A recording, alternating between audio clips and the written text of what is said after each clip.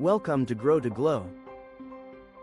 You know that moment when you're in the middle of an argument, and suddenly you hear yourself yelling, and you think, why am I doing this? This isn't who I want to be. But somehow, you just can't stop? Maybe it's with your partner over dishes that never seem to make it to the dishwasher. Or with your teenager who rolled their eyes one too many times. Or even with a coworker who just doesn't seem to get it. Here's the thing. It's not about anger management. It's not even really about the dishes or the eye rolling. There's something deeper happening in your brain that hijacks your best intentions every single time. In the next few minutes, I'll show you exactly why that happens, and more importantly, I'll give you 3 specific steps to break free from this cycle and start having conversations that actually bring you closer to the people you care about. Leave a comment with fire if you've ever caught yourself yelling and thought, this isn't me. Let's see how many of us have been there. Let me paint you a picture.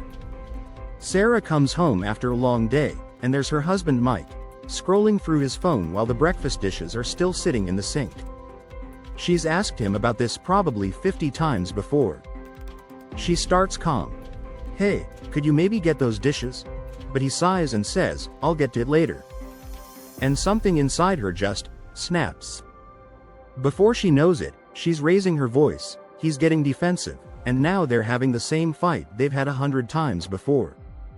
If this sounds like you, you're not alone. Because here's what most people think. I just need better self-control.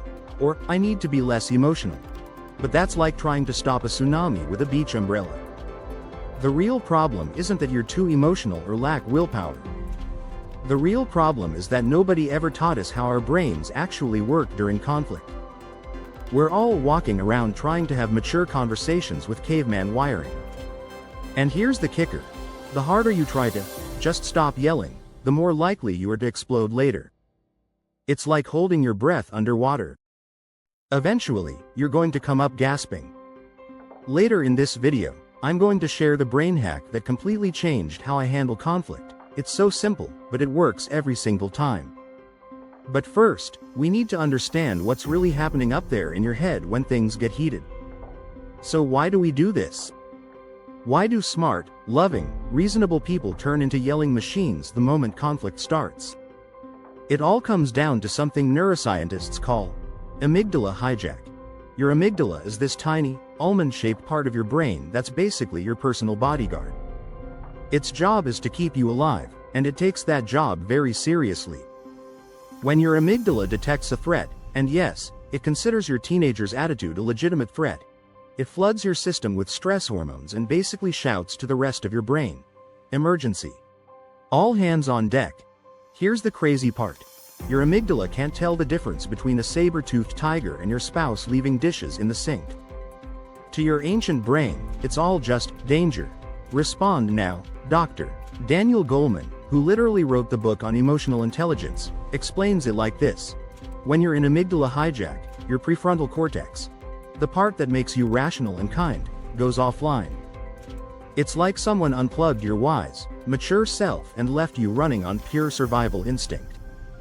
Think of it like a smoke alarm that goes off when you burn toast. The alarm is doing its job, but it can't tell the difference between a little smoke and an actual fire. Your amygdala is the same way. It's trying to protect you, but it has no sense of proportion. And here's what makes it even worse. The people we love most are the ones who can trigger us fastest. Why? Because we're most vulnerable with them. We have the most to lose. So our amygdala is constantly on high alert around the people who matter most. Research from Harvard shows that when we're in this state, our IQ literally drops. We become temporarily less intelligent. No wonder we say things we regret or can't seem to access our better angels in the moment. Coming up, 3 ways you can start shifting this, starting today. Okay, so if our brains are basically working against us, how do we work with them instead? Here are 3 steps that will change everything. Step 1. Name it to tame it, the 5-second reset. The moment you feel that heat rising, your heart rate picking up, your voice getting louder, that tight feeling in your chest, pause and say to yourself, my amygdala is activated. That's it. Don't try to calm down or breathe deeply yet. Just name what's happening. Dr. Dan Siegel from UCLA found that simply labeling your emotional state activates your prefrontal cortex and starts bringing your rational brain back online. It's like flipping a switch that says, okay, we're in emergency mode, but maybe we don't need to be. You might try saying, I'm feeling triggered right now, or my stress response is kicked in. The key is acknowledging what's happening without judging yourself for it. Step 2. The strategic pause, not what you think. Here's where most advice gets it wrong. People say, take a deep breath, or count to 10. But when you're flooded with stress hormones, your amygdala doesn't care about your breathing exercises. Instead, try this. Say, I need a few minutes to think about this, and physically remove yourself from the situation. Go to another room, step outside, even go to the bathroom if you have to. This isn't about running away or avoiding conflict. This is about giving your nervous system time to reset so you can come back and actually have the conversation you want to have. Research shows it takes about 20 minutes for stress hormones to fully clear your system. You don't need the full 20, but you do need more than 10 seconds. You might say, I want to have this conversation with you, and I want to do it well. Give me 5 minutes to reset, and then let's talk. Step 3. Return with curiosity, the game changer. Here's the step that changes everything. When you come back to the conversation, lead with curiosity instead of certainty. Instead of, you never help with dishes, try, help me understand what's going on with the dishes. Is there something I'm missing? Instead of, you're being disrespectful, try, I'm noticing some tension here. What's really going on for you? This isn't about being fake or suppressing your feelings. It's about accessing the part of you that actually wants to solve the problem, not just be right. When you approach with curiosity, something magical happens. The other person's amygdala starts to calm down too. Curiosity is the opposite of threat. It signals safety. You might try phrases like, help me see this from your perspective, or, what would need to happen for both of us to feel good about this? Before we wrap up, let's bring it all together and talk about why this matters so much. Let's bring this home. We've talked about why yelling happens. It's not a character flaw, it's biology. Your amygdala is trying to protect you, but it's using outdated software for modern problems. The 3 steps we covered, naming your activation, taking a strategic pause, and returning with curiosity, they work because they work with your brain, not against it. Step 1 acknowledges what's happening without fighting it. Step 2 gives your system time to reset. And step 3 engages the part of your brain that actually wants connection and solutions. Here's what I want you to understand. Every time you practice these steps, you're literally rewiring your brain.